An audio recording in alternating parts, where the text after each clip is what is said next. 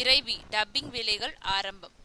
Pizza ஜிகர்தண்டாக்கு பிறகு கார்த்திக் சுப்புராஜ் இயக்க இருக்கும் படம் இறைவி. இந்த படத்துல விஜய் சேதுபதி, எஸ்.ஜே. சூர்யா, பாபி சிம்ஹா, அஞ்சலி, கமலினி முகர்ஜி, கருணாகரன் மற்றும் பலர் நடிக்கிறாங்க.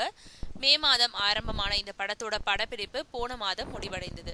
சந்தோஷ் நாராயணன் இசையமைச்சிருக்கும் இந்த படத்தோட படப்பிடிப்பு சென்னை, மதுரை உள்ளிட்ட இடங்கள்ல நடந்தது. முதல் படத்தை த்ரில்லராகவும், இரண்டாவது படத்தை ஆக்ஷன் காமெடியாகவும் கொடுத்த கார்த்திக் சுப்புராஜ் இந்த படத்தை குடும்ப பாங்கான படமா உருவாக்கி இருக்காரு.